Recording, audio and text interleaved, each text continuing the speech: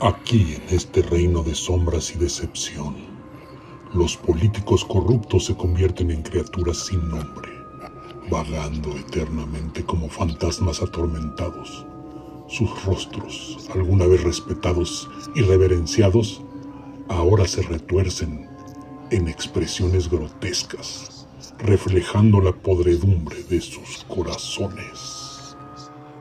Bienvenidos al espectáculo más espeluznante y revelador, donde los políticos corruptos son los protagonistas de sus peores pesadillas. Este es el lugar donde sus secretos son desenterrados y su legado oscuro se enfrenta al juicio de aquellos que aún buscan justicia. Hoy presentamos Genaro García Luna.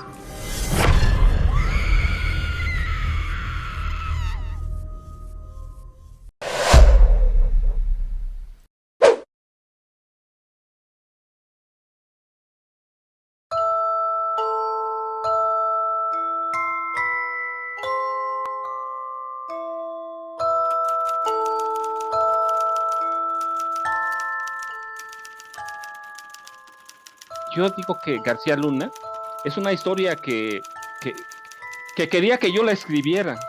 Yo tenía un grupo de agentes de inteligencia con los que había hecho contacto, así que imagina que uno me dijo, ¿sabes qué? Ahí en el CISEN hay un expediente de García Luna guardado desde los 80.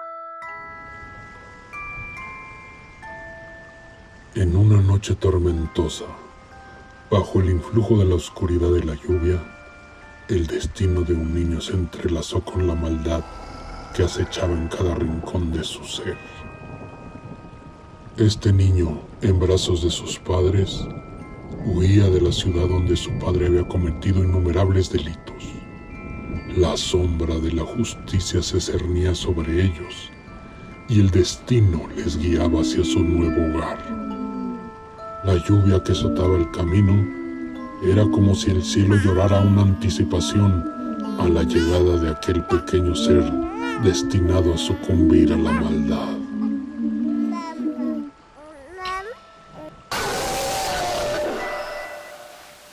Y yo te digo que yo tenía que escribir esa historia porque lo primero que encuentro, García Luna no nace en Ciudad de México, nació en Michoacán y llega a Ciudad de México en los 68 más o menos, llega de niño, recién nacido casi, llega recién nacido, pero llega a vivir a una colonia que se llama Primero de Mayo, pero haz de cuenta, son como 7 colonias, pero todas confluyen en el mercado de la Romero Rubio en Ciudad de México. Y yo prácticamente nací en la Romero Rubio, y dije, esa es historia mía.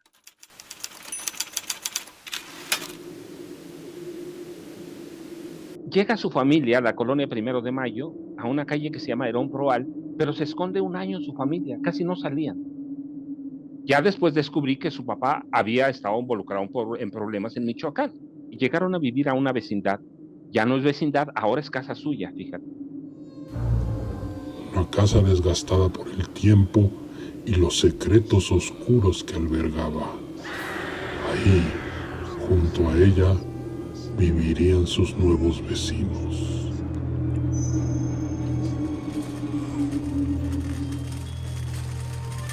Había una vivienda que funcionaba como un refugio, como un cuartel operativo de viejos comandantes de lo que alguna vez fue en México el servicio secreto. Juntaban todos los botines de lo que obtenían: extorsiones, robos, asaltos a casas, asaltos a personas, robos a casas habitación, todos los crímenes que pudieras imaginar. Ahí juntaban los botines y le llamaban la canasta, fíjate. La canasta justamente porque juntaban todo. Y Genaro García Luna a uno le llamaba, después lo fui conociendo, lo llamaba como tío. Ellos empiezan a tomar bajo su tutela a ese niño. A los 6 años, él era el mandadero, imagínate, del grupo de comandantes, el mandadero, pues era un niño con poder. ¡Épale, tío! ¿Cuánta lana? Las miradas de estos seres perversos se conectaron en un momento fugaz, marcando el destino del niño con una maldad indeleble.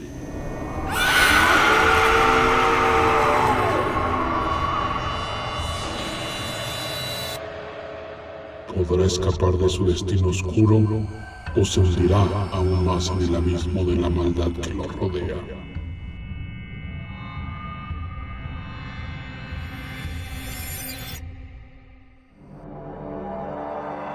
Ese niño que crece con problemas por la pobreza, por la tartamudez, por la estatura, descubre que cuando está con los agentes judiciales alguien lo va a proteger. Así que de ser primero un niño mandadero a los 6 años que va por los cigarrillos, que va por los dulces, por lo que sea, a los 11, 12 lo hacen un informante, hoy lo llaman halcón, y lo empiezan a involucrar en sus negocios.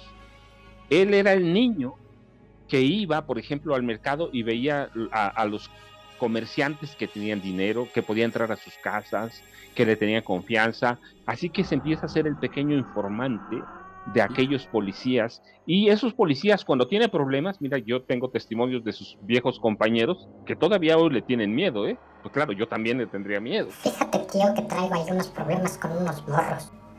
¿Tú crees que podrías ayudarme? Digo, algo sencillo. Alimentado por el poder y la protección de los policías corruptos, se convertía en un tirano indomable en el ambiente escolar. Aquellos que tenían la desgracia de ser sus compañeros se encontraban en un serio peligro si osaban cruzar su camino.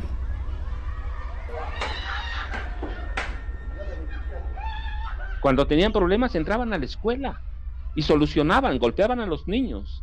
Así que ese es García Luna y lo conozco de esa manera y empiezo a recorrer todo el mundo que él recorrió. A los 17 años da su primer gran golpe.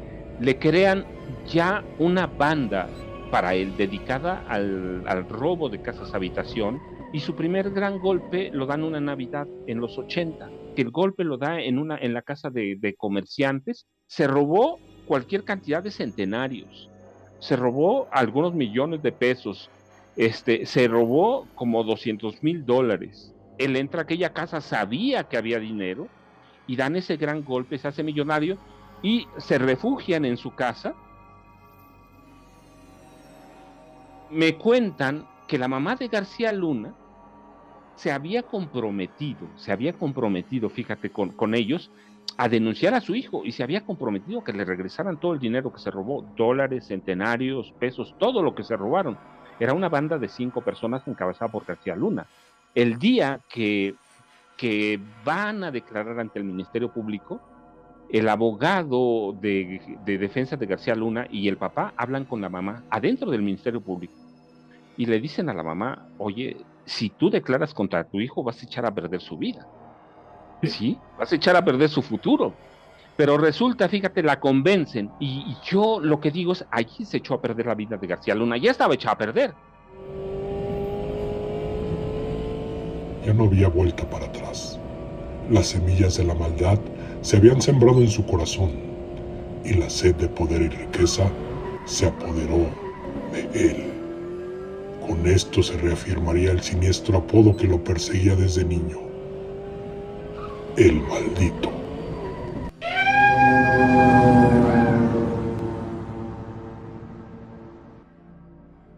Y aquellos agentes del servicio secreto descubren que es un tipo, además de listo, que tiene cierto nivel de inteligencia y lo educan, lo mandan a la universidad. O sea, aquellos comandantes lo insertan, lo llevan al CISEN y llegan con un plan para conocer la criminalidad, y él, astuto como es, forma una hermandad.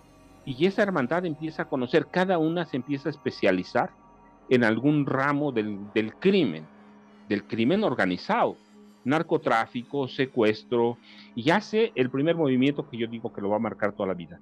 Traiciona a todos los comandantes. Y descubre que él puede controlar este país.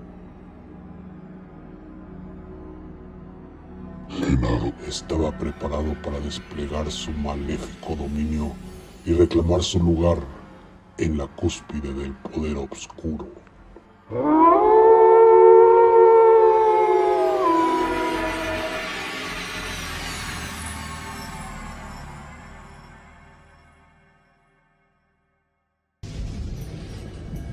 Y él forma su hermandad y su primer encargo lo recibe, fíjate, de Carlos Salinas de Gortari. Entonces le da una encomienda y lo manda a Chiapas en el 94 para desactivar al movimiento zapatista, y fracasa y estalla el movimiento zapatista. Pero él tiene todos los expedientes de lo que pasó. ¿Ves la importancia de Genaro García Luna?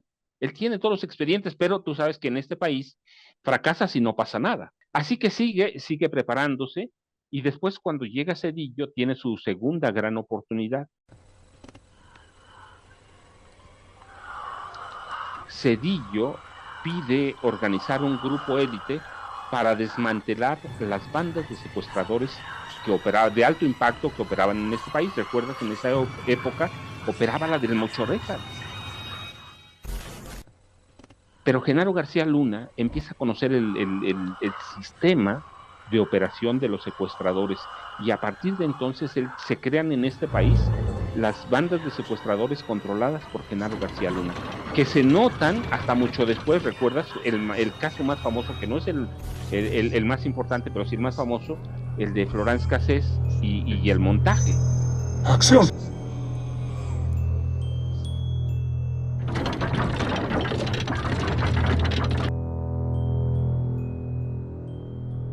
Entonces, pues el tipo es un monstruo. Él crea además un grupo de casas de seguridad a donde se hace espionaje para Francisco Labastida Ochoa. Y dos personajes que son fundamentales en espionaje son Marta Sagún Jiménez y Vicente Fox Quesada, que eran los rivales de Francisco Labastida Ochoa. Y él prepara el plan policial de contención y control de los grupos del narcotráfico. Pero finalmente pierde Labastida Ochoa. Genaro García Luna hace un movimiento que es atrevido, pero que muestra su talante de mente criminal. Se acerca a Marta Sagún, tú sabes, y Marta Sagún, él la conocía, la espiaba todos los días.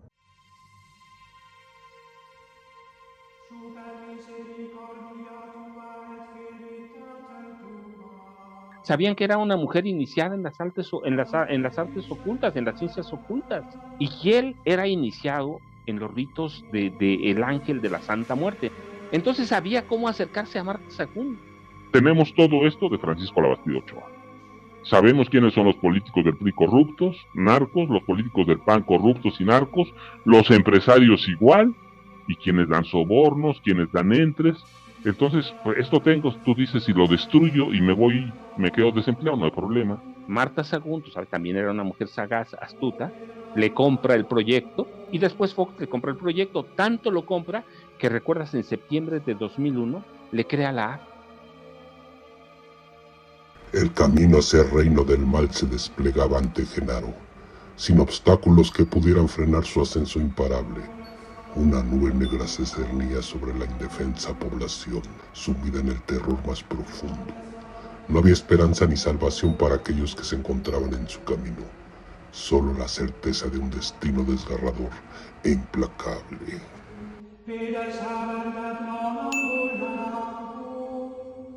Así que Genaro García Luna hace otro movimiento por el que puede seguir el libro: la traición. Traicionó a los comandantes del servicio secreto, traicionó al PRI, y el programa todo se lo entrega a Marta Sagún. ¿Y yo por qué? Hay un momento en que Vicente Fox no sabe cómo controlar al país, y Genaro García Luna pide citar a Manlio Fabio Beltrones, que es el mayor espía del PRI y es uno de los capos priistas. Lo citan, y ¿qué dijeron en esa reunión? Nadie sabe, pero saliendo, prácticamente el PRI se le entrega a Vicente Fox Quesada, y empieza a cogobernar este país, cuando Fox había prometido destruir al PRI, no solo sacarlo de los pinos, sino destruirlo, y empiezan a cogobernar. ¿Gracias a quién? A Genaro García Luna.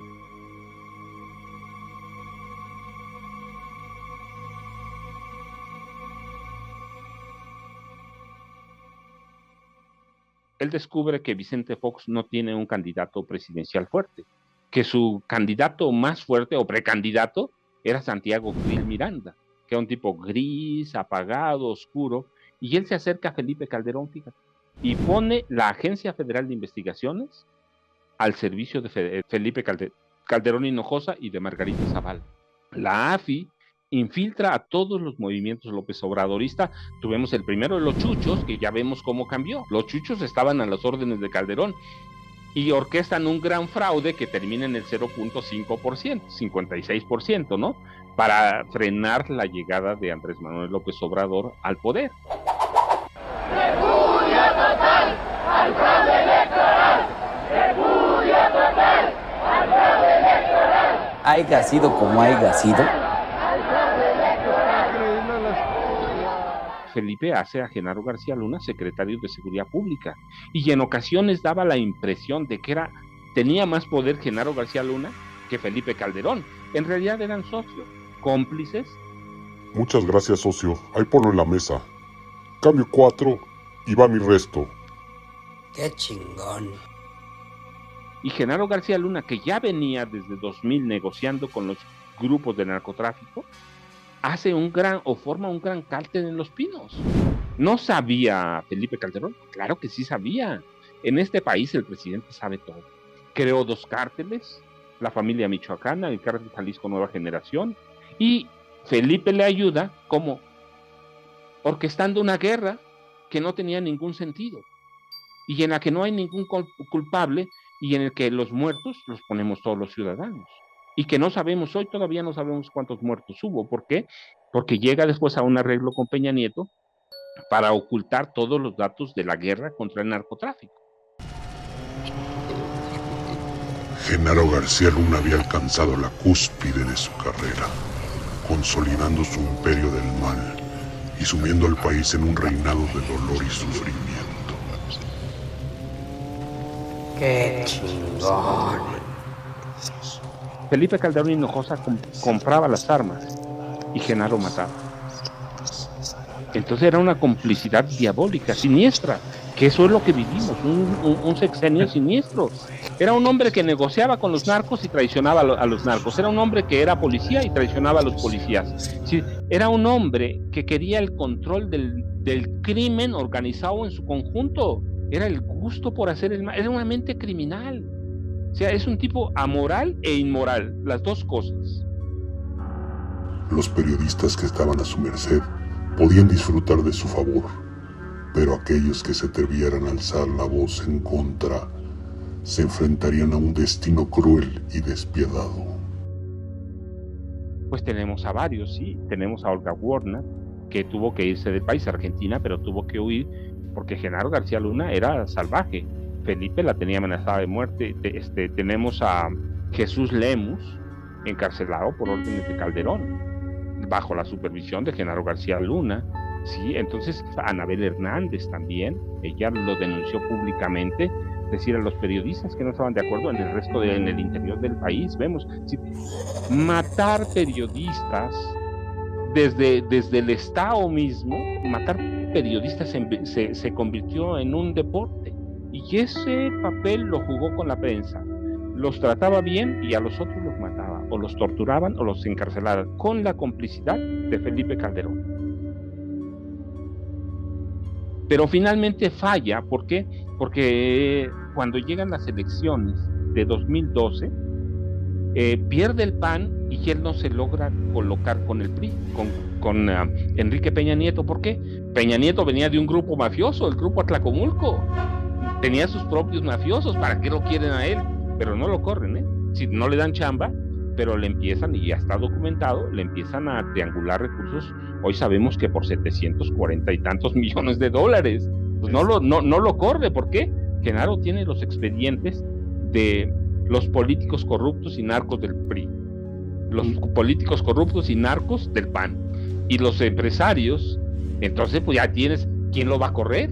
Cuando Peña lo deja fuera, pero le sigue bañando recursos, monta su oficina personal para espionaje, para lo que estaba preparando a sus hijos. Él estaba preparando a su hijo para hacer lo mismo. El gran espía de este país, pero comete errores. Aunque García Luna se creía invencible en su reinado de terror, cometió un error fatal que le cobraría el precio muy alto. Envuelto en su propia arrogancia y certeza de impunidad, decidió aventurarse en un país que secretamente lo buscaba, En su exceso de confianza, no se percató de la trampa que le habían tendido, y así el cazador se convirtió en presa. Con Genaro García Luna, mira, no tuvieron problema, se les fue a entregar solito, digo yo, como no quería que lo fueran a atrapar, sí se les fue a entregar allí a las puertas, va. Mira, cuando lo encuentran culpable de 5 cargos con 6 agravantes, yo dije por ahí en una entrevista, la historia de Genaro García Luna apenas va a comenzar.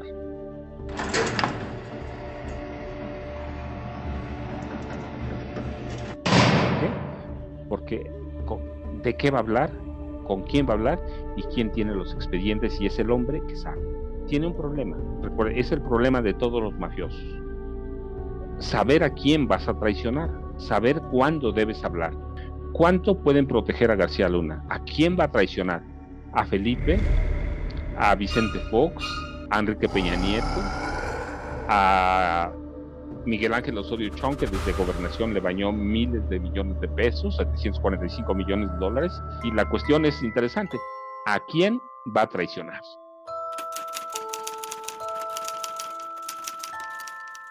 Tres sexenios controlando a todas las policías del país, a todas, municipales, estatales, federal. La federal la desaparecieron, pero hay ministerios públicos, hay procuradurías locales. ¿Cómo limpias al Poder Judicial Federal, que acaba hace poco de librar las cuentas de Genaro García Luna a su esposa, las de Luis Cárdenas Palomino, el hombre, la mano derecha, la mano izquierda de Genaro García Luna?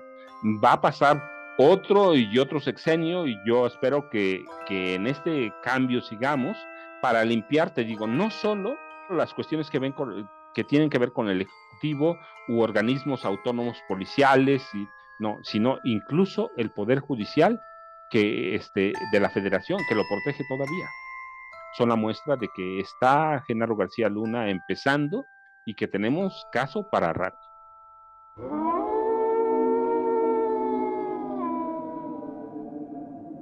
Aunque el monstruo finalmente fue atrapado y su reinado de terror llegó a su fin, su legado perdurará por muchos años más. La historia de Genaro García Luna es un recordatorio sombrío de los peligros de la corrupción y la maldad. Este legado será recordado como una advertencia constante de que nunca debemos permitir que la sombra del mal se extienda nuevamente sobre nosotros. No te pierdas el próximo capítulo de Historias de Terror.